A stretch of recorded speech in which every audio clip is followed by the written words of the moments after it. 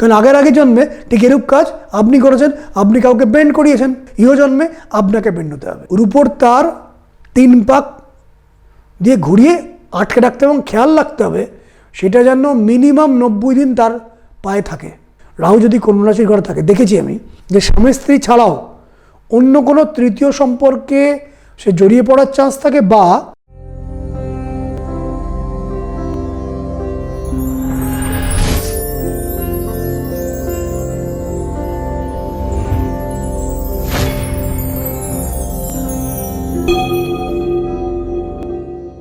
নমস্কার, আজকে বলবো পেন্ডিং কর্ম বিষয়ে। আমি দেখেছি মানুষের জীবনে নানা রকম প্রবলেম মানুষ ফেঁসে থাকে এবং সেখান থেকে সে উদ্ধার প্রাপ্ত হয় না এবং বারবার একই ঘটনা জীবনে রিপিট করে। যে সমস্যাটা আগে হয়েছে আবার সেই সমস্যার মধ্যে পড়ে। আমার রিসার্চ ওয়ার্ক আপনাদেরকে জানাবো যে কেতুর জন্য কি হয়। আগের একটা অনুষ্ঠানে আমি বলেছিলাম কেতু কোন ঘরে থাকলে কি কি হয়। তেমনি রাহুর দ্বারাও কিন্তু পেন্ডিং কর্ম হয়। মেনলি পেন্ডিং কর্ম হয় রাহু, কেতু, শনি এবং মঙ্গল, এই 4টে প্ল্যানেট পেন্ডিং কর্মার সাথে ভীষণভাবে জড়িয়ে। মানে আগের জন্মে আপনি সেই কাজটা ভুলভাবে করেছেন, তার এফেক্ট আপনি এই জন্মে পাচ্ছেন। দেখবেন অনেকে গুরুজন কোনো ভুল করেছে, তার ঝামেলা আপনাকে বইতে হচ্ছে। এটা কেন হয়? রাহুর কোন পজিশনে হয় বলবো। বিবাহ জীবনে যে আপনি এটি বিবাহ করলেন, বিবাহ নিয়ে যে সমস্যাগুলো আপনি পেলেন, প্রচণ্ড পরিমাণে পেলেন, বিবাহটা হয়তো সেপারেশন হয়ে গেল, ডিভোর্স হয়ে গেল। পরবর্তীকালে আপনি আবার বিয়ে করলেন, সেই সমস্যা আবার রিপিট, সেম সমস্যা আবার রিপিট। বা দেখবেন লং টার্মের বন্ধু কেউ হয় না, যে বন্ধুদের আপনি বিশ্বাস করছেন সেখান থেকেই ক্ষতি। এটা কেন হচ্ছে? বা এমন দেখবেন সারা জীবনটা ম্যানেজ করতে করতেই চলে গেল, প্রত্যেককে ম্যানেজ করতে হচ্ছে।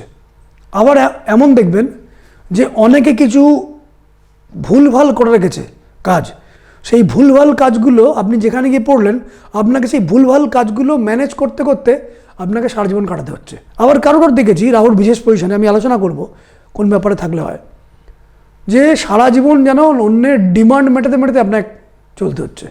অন্যের ডিমান্ড, বিভিন্ন মানুষ বিভিন্ন রকম ডিমান্ড করছে, সব ডিমান্ডকে আপনাকে ফুলফিল করতে হবে, অর্থ দিয়ে, শ্রম দিয়ে, বুদ্ধি দিয়ে, নিজের ব্যাংকের টাকা নষ্ট করে, নিজের কন্ট্যাক্ট দিয়ে।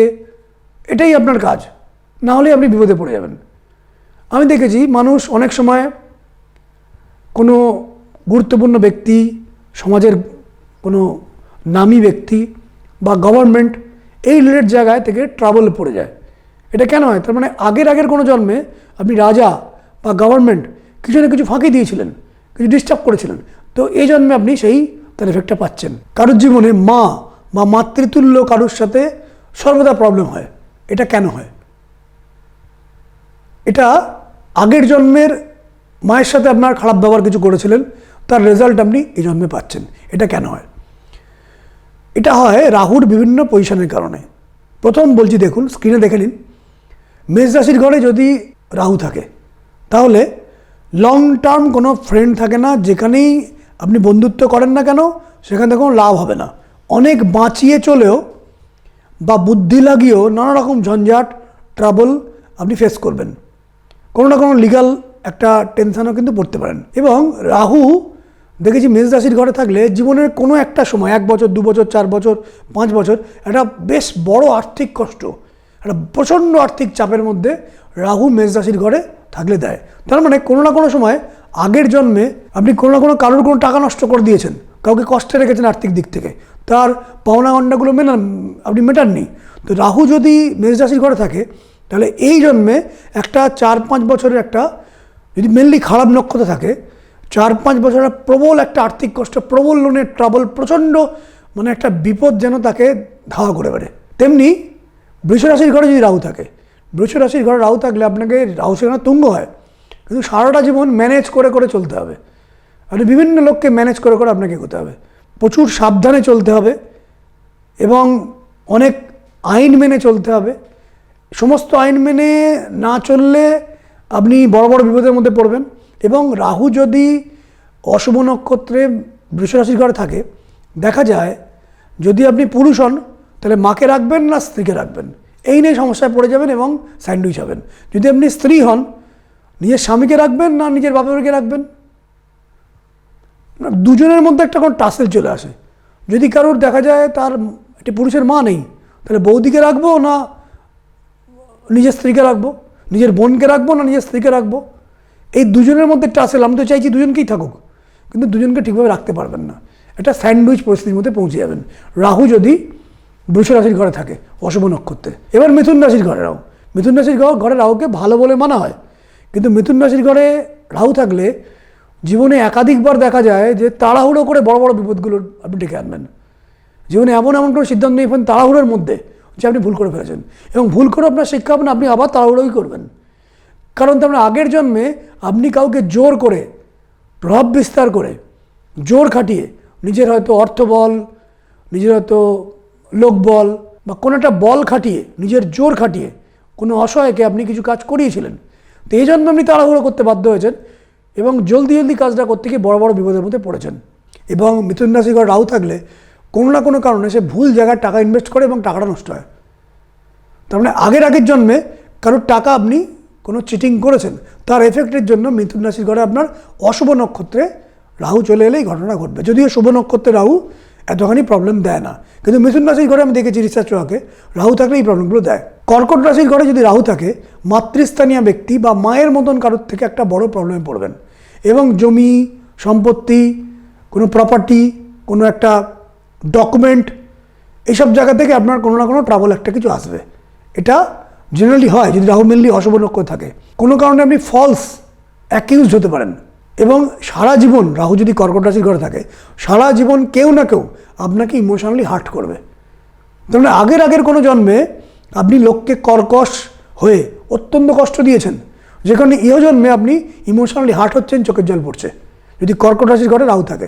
আগের কোনো জন্মে কারোর কোনো সম্পত্তি আপনি হড়প করেছেন, বা কোনো সম্পত্তি আপনি কাউকে থাকতে দেননি, বা কিছু একটা ডিস্টার্ব করেছেন আগের কোনো জন্মে, তার এফেক্ট এই জন্মে আপনি হয়তো কন্টিনিউয়াস ভাড়া বাড়িতেই থাকছেন, বা এক বাড়ি থেকে অন্য বাড়িতে আপনাকে চলে যেতে হচ্ছে, এক বাড়িতে আপনি স্টে করতে পারছেন না। কর্কট রাশির ঘরে রাহু থাকলে ঘটনা ঘটে জেনারেলিভাবে। সিংহ রাশির ঘরে রাহু থাকলে দেখেছি সমাজের গুরুত্বপূর্ণ ব্যক্তি, ভিআইপি কেউ, বড় ব্যক্তি, নামী কোনো ব্যক্তি, গভর্নমেন্ট রিলেটেড কোনো জায়গা থেকে বড় কোনো পানিশমেন্ট বা ঝঞ্ঝাট চলে আসে। এই ঝঞ্ঝাট নিয়েই তাকে সারা জীবন কাটাতে হয়। কোনো না কোনো একটা নোটিশ, কোনো না কোনো লিগাল কিছু উৎপাত, কোনো গুরুত্বপূর্ণ কোনো ব্যক্তি, নামী ব্যক্তি, বড় কেউ ব্যক্তি, এই একটা ট্র্যাপ এবং বড় প্রতারণার ফাঁদ, বা আপনি এমন কিছু ভুল কিছু করে ফেললেন যা ট্র্যাপে একটা জালের মধ্যে আপনি জড়িয়ে পড়লেন।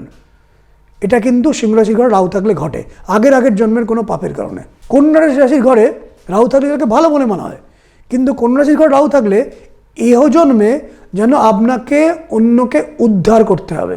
লোকেরা ঝামেলায় পড়বে, আপনি উদ্ধার করবেন, এবং খুব কম অর্থ দিয়ে, কম সাহায্য নিয়ে, কম টাকার বিনিময়ে আপনাকে ঝামেলাগুলো সামলাতে হবে। আপনি অর্থ তো কিছু পাবেন, কারণ প্রফেশনাল হয়তো এমন কিছু কাজ করবেন যেখানে আপনাকে উদ্ধার কিছু করতে হয়, বা বিভিন্ন লোককে বড় বড় বিপদে এসে পড়েছে, আপনাকে পাশে গিয়ে দাঁড়াতে হবে।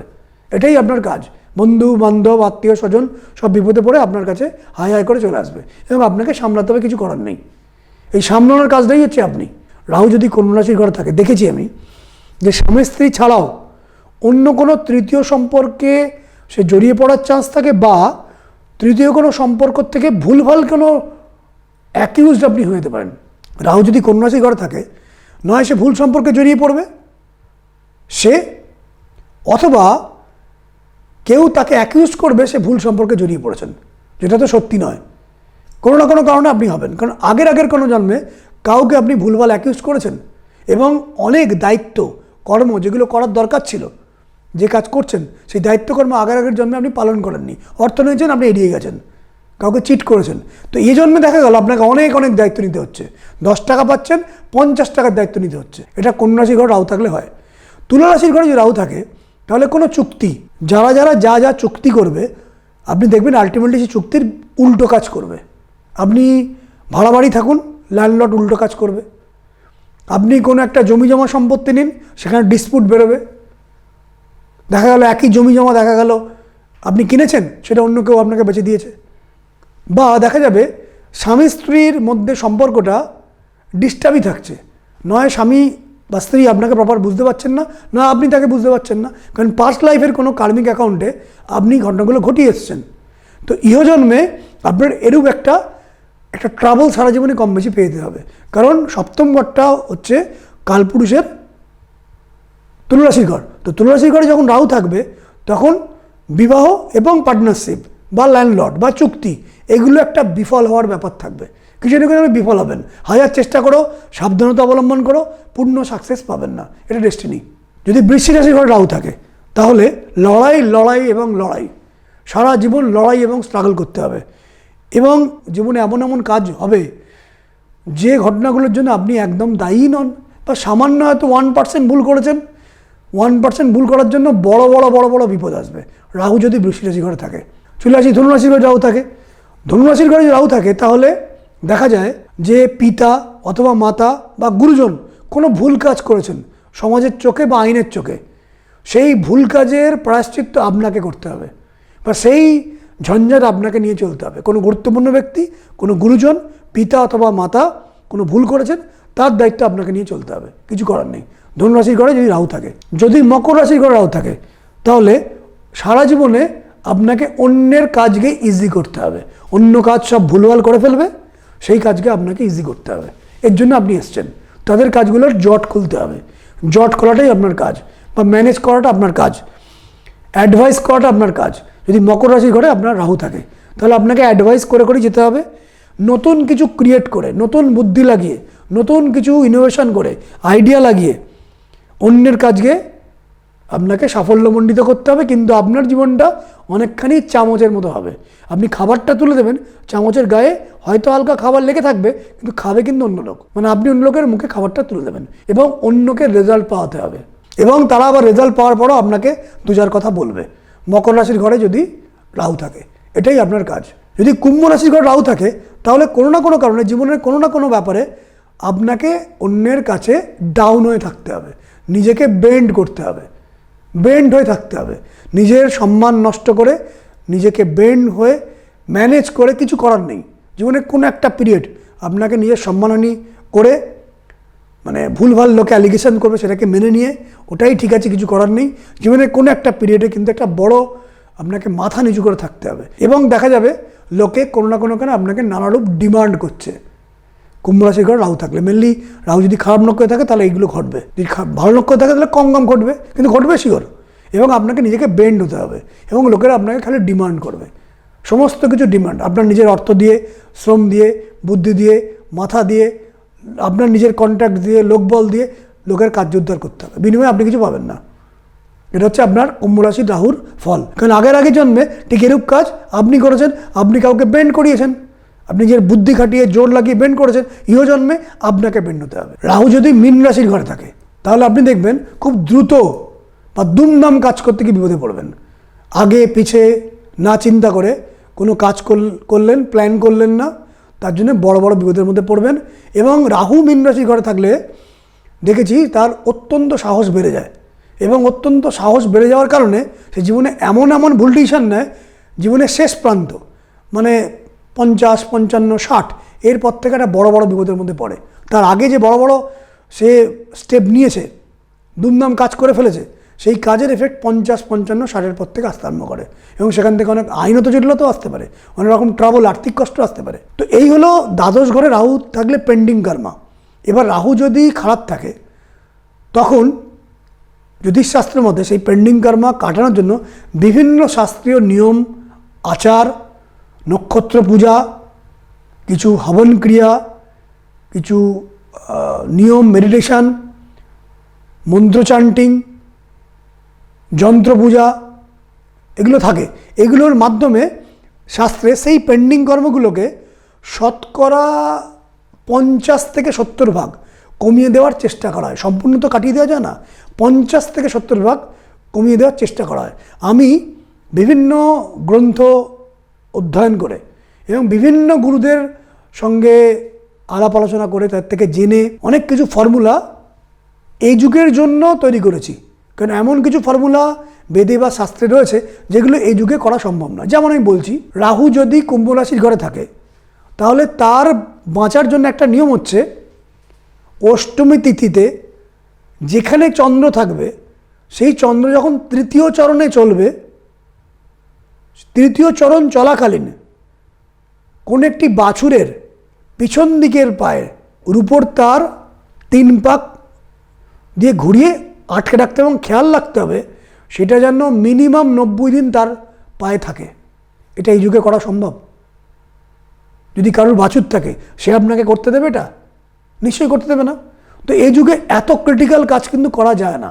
তো শাস্ত্রোক্ত কিছু নিয়ম এবং মডার্ন টাইমে করা যেতে পারে সেরকম ধরনের কিছু নিয়ম আমি খুঁজে বার করেছি যেটা মানুষ করতে পারে, যাতে তার ওই পেন্ডিং কর্মা, এবং দেখবেন যে প্রেডিকশনগুলো করলাম আপনারা লিখতে বাধ্য হবেন। আমি দায়িত্ব নিয়ে বলছি, আপনারা কমেন্ট করবেন যে রাহুটা আপনার কোথায় আছে এবং এই ঘটনাটা ঘটছে কিনা। মেনলি বুঝতে পারবেন যাদের 30 থেকে 50 বছর বয়স, কারণ যাদের 20 বছর 22 বছর 25 বছর বয়স তাদের জীবনে ঘটনাগুলো সেভাবে ঘটবে না, তারা বুঝতেও পারবে না, কারণ এগুলো মেনলি মধ্যস্থান থেকে হয়, মধ্য বয়স থেকে আপনি বুঝতে পারবেন।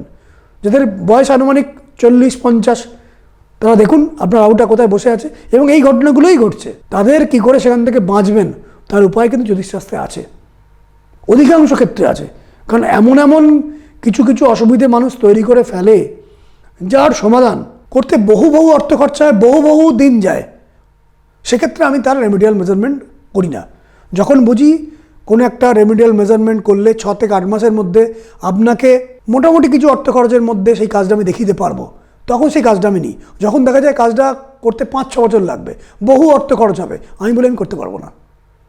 কারণ না আপনার অত সময় আছে, না আমার আপনাকে অত বড় অর্থ খরচা করার ইচ্ছা আছে। আমি চাই মোটামুটি অর্থ খরচের মধ্যে দিয়ে যাতে আপনিও কাজটা পান, আমারও আমি আপনার কাজটা করে দেখাতে পারি। তো এইভাবেই করার চেষ্টা করছি। সম্পূর্ণ সবারই কাজ হবে এমন নয়, যাদের কাজ হবে না বলে মনে করি আমি বলে দিই আমি পারবো না করতে। কিন্তু অধিকাংশ লোকেদেরই কিন্তু প্রপার রেমিডিয়াল মাধ্যমে কেতুর পেন্ডিং কর্ম, রাহুর পেন্ডিং কর্ম, এগুলো কিন্তু 50 থেকে 70% সরিয়ে দেওয়া যায় যদি আপনি কন্টিনিউ করেন সেই কাজগুলো, নিয়মগুলো মানেন। আপনাদের রাহুটা কোথায় আছে এবং তার জন্য যে পেন্ডিং কর্মের জন্য কি ঘটছে আমি ঠিক বললাম কিনা কমেন্টে জানান। নমস্কার।